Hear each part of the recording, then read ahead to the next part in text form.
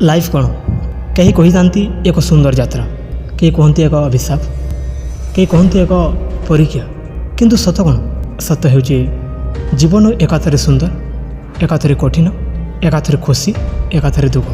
आम सब बेले भावना मोर दुख केबे शेष हो, ए पीड़ा केबे ह्रास पाइब, ए अंधकार केबे दिनर आलोकर परिवर्तन हो।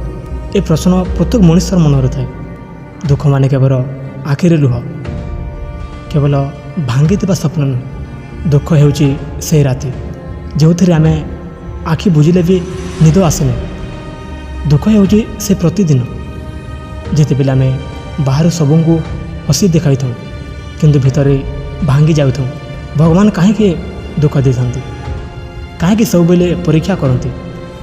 शायद सत्य हूँ जे दुख बिना मनीष प्रकृत मनीष हो पारे ना।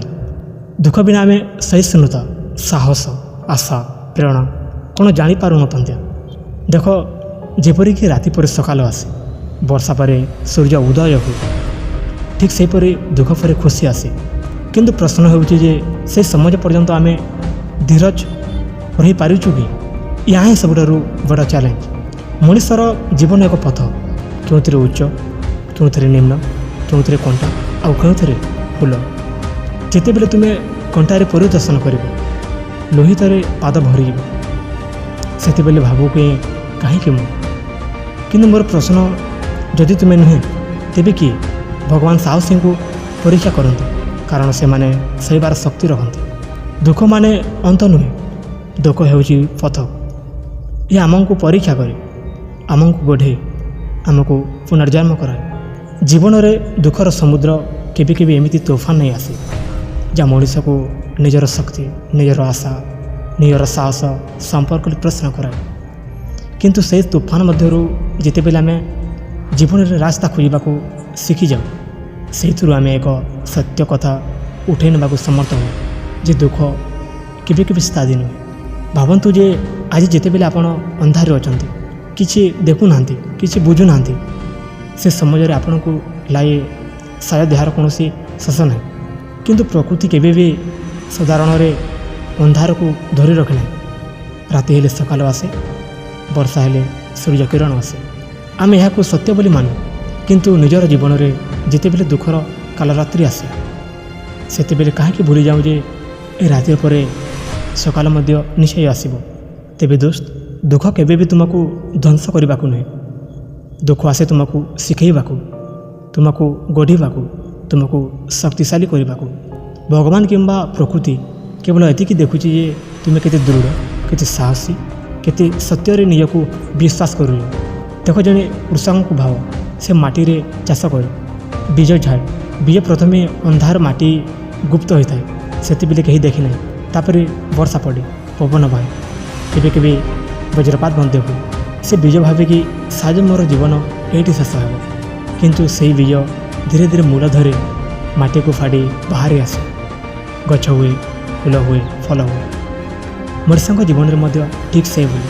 दुखर माटी तले तुमको अल्प समय पर गुप्त कराए, किंतु पर तुम्हें आलोक आसी सबको प्रमाण कर दियो।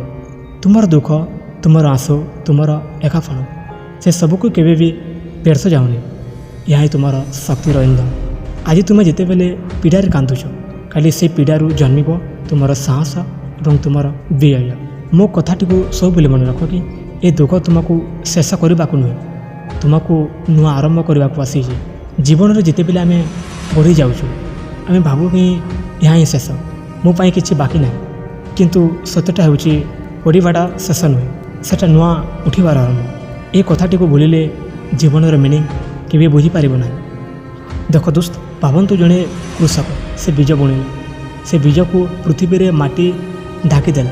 अंधार, पीड़ा, चाप, वर्षा सबू सहला से बीज, किंतु से अंधार से दुखरू गोटे अंकुर बाहर एवं से अंकुर केवल गछ है, से सारा पृथ्वी को छाया और फल देला। जीवन दुख गुड़ी को से माटी पर से माने आमको ढांकी दियंती, आमको भांगी दियंती, किंतु सेतिरु आमर सत्यकारी ग्रोथ आरंभ हुए। समाज सब बेले सहज हेबा ना। केबे केबे तुम्हें एते थकी जीव जे मु आगो को चली पारिबि कि? ए प्रश्न निज को कहब, किंतु से प्रश्न तुम्हें मन पक ମୁଁ ଆଜି ଥକି ଯାଇଛି, କିନ୍ତୁ ଆଜିର ପୀଡ଼ା ଆଗାମୀକାଲିର ଶକ୍ତି ହେବ। ମା ଯେତେବେଳେ ଶିଶୁକୁ ଜନ୍ମ ଦିଏ ସେଥିରେ ପୀଡ଼ା ଅସୀମ, କିନ୍ତୁ ସେହି ପୀଡ଼ା ସେ କଷ୍ଟ, ସେଥିରୁ ଜନ୍ମ ହୁଏ ଏକ ନୂଆ ଜୀବନ। ଦୁଃଖ ବିନା ସୁଖ, ପୀଡ଼ା ବିନା ସଫଳତା ଓ କଷ୍ଟ ବିନା ମିନିଂ କିଛି ସମ୍ଭବ ନୁହେଁ। ତୁମେ ଯେତେବେଳେ ଏ ଦୁଃଖରେ ଅଛ, ଭାବ ମୁଁ କାହିଁକି ଆଶା ହେଉଛି। ସେ ଉତ୍ତର ହେଉଛି ସହଜ, କାରଣ ଭଗବାନ, ଏ ବ୍ରହ୍ମାଣ୍ଡ ଓ ଏ ପ୍ରକୃତି ତୁମକୁ ପ୍ରସ୍ତୁତ କରୁଛି, ଯେ ତୁମକୁ ଭାଙ୍ଗୁଛି, ଯାହାକି ନୂଆ ଜୀବନ ଦେବା ପାଇଁ। ଦେଖ ଦୋସ୍ତ, ଦୁଃଖ ଶେଷ ହେବ, କିନ୍ତୁ ତୁମେ ସହିବାକୁ ପଡ଼ିବ, କାରଣ ସେ ସହିବା, ସେ ଷ୍ଟ୍ରଗଲ୍, ସେ ତୁମକୁ ନୂଆ ଉଚ୍ଚତାକୁ ନେଇଯିବ।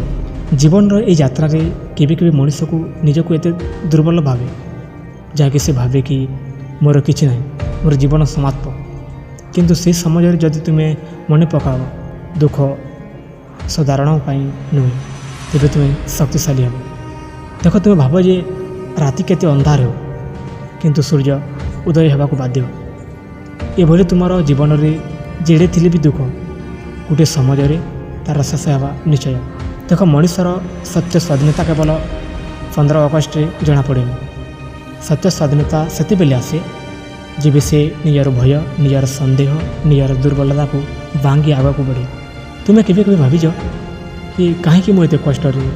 ଉତ୍ତର ସରଳ, କାରଣ ତୁମକୁ ସୃଷ୍ଟିକର୍ତ୍ତା ଅଧିକ ଶକ୍ତିଶାଳୀ କରିବାକୁ ଚାହୁଁଛନ୍ତି।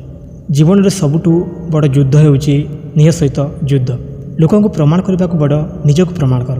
ଦୁଃଖକୁ ଦେଖି କେହି କାନ୍ଦେ କି ଭାଙ୍ଗିଯାଏ, କିନ୍ତୁ ସତ୍ୟ ଯୋଦ୍ଧା ସେ ଯେ ନିଜକୁ ଫ୍ୟୁଲ୍ କରି ସଫଳତାରେ ପରିବର୍ତ୍ତନ କରେ। ମୁଁ ତୁମକୁ କହିବାକୁ ଚାହେଁ, ତୁମର ପୀଡ଼ା, ତୁମର ଷ୍ଟ୍ରଗଲ୍ କାଲିର ଇନ୍ସପିରେସନ୍ ଷ୍ଟୋରି ହେବ। ତେବେ ଦୋସ୍ତ, ଜୀବନ ଗୋଟିଏ ଯାତ୍ରା। ଏ ଯାତ୍ରାରେ ଦୁଃଖ, କଷ୍ଟ, ସଫଳତା, ବିଫଳତା, ହାର ସବୁକିଛି ଆସିବ, କିନ୍ତୁ ଏସବୁ ଶେଷ ନୁହେଁ। ଦୁଃଖ ଯେତେବେଳେ ତୁମକୁ ପୀଡ଼ା ଦେଉଛି, ସେତେବେଳେ ଭିତରେ ଗୋଟିଏ ନୂଆ ତୁମକୁ ଜନ୍ମ ଦେଉଛି। ମଣିଷକୁ କେବେ ତା'ର ସୁଖ, ସମୃଦ୍ଧି, ସୁବିଧା ପରିଚୟ କରେନି, ତାକୁ ସତ୍ୟରେ ପରିଚୟ କରେ ତା'ର ସୁଖ, ତା'ର ଦୁଃଖ, ସେଥିରେ ତା'ର ସହନଶୀଳତା ଓ ସଂଘର୍ଷ। କେବଳ ଦୋସ୍ତ, ମୁଁ ଏତିକି କହିବି କି ଯଦି ତୁମେ ଦୁଃଖରେ ଅଛ, ଭାବିପାରେ ନାହିଁ ଯେ ଏହା ତୁମର ଶେଷ। ଏହା ଗୋଟିଏ ନୂଆ ଆରମ୍ଭର ସଂକେତ। ତୁମର ଜୀବନରେ କେତେଥର ପଡ଼ିଲେ, କେତେଥର ହାରିଲେ, ସେଥିରେ ମ୍ୟାଟର କରେ ନାହିଁ। ମ୍ୟାଟର କରେ ତୁମେ କେତେଥର ଉଠିଲ। ଦେଖ, ଦୁଃଖ ସେମାନଙ୍କ ପାଇଁ ପନିସମେଣ୍ଟ ନୁହେଁ। ଦେଖ, ଦୁଃଖ ସେମାନଙ୍କ ପାଇଁ ପନିସମେଣ୍ଟ ନୁହେଁ, ଦୁଃଖ ସେମାନଙ୍କ ପାଇଁ ପ୍ରିପାରେସନ୍, ଯେମାନେ ଆଗାମୀକାଲିରେ ଇତିହାସ ଲେଖିବେ।